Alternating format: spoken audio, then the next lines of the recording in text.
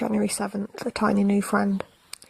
It had been a week since Cinderella's stepmother had forced her to move out of her bedroom and into the attic of the old house, but still Cinderella was not used to her new sleeping quarters. It was a cold, bare, lonely little room. The only other soul around to keep Cinderella company was a skittish little mouse who she had seen scurrying in and out of a hole in the corner of the room.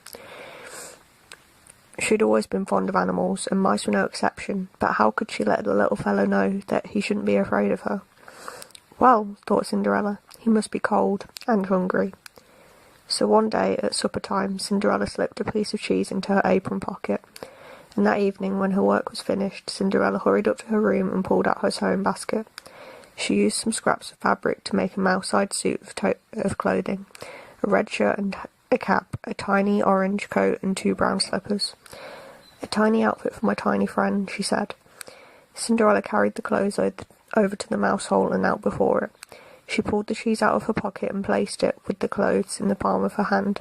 Then she laid her open hand just in front of the mouse hole. "Hello in there," she called. A mouse cautiously poked his head out of the hole and sniffed the air. Seeing the cheese, he inched out of the hole and over to Cinderella's hand. He paused and looked up at her questioningly. "Go ahead," she said kindly. "They're a gift, just for you."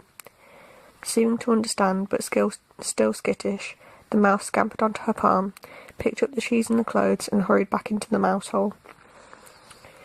Cinderella chuckled, then waited patiently for a few minutes, still kneeling in front of the hole.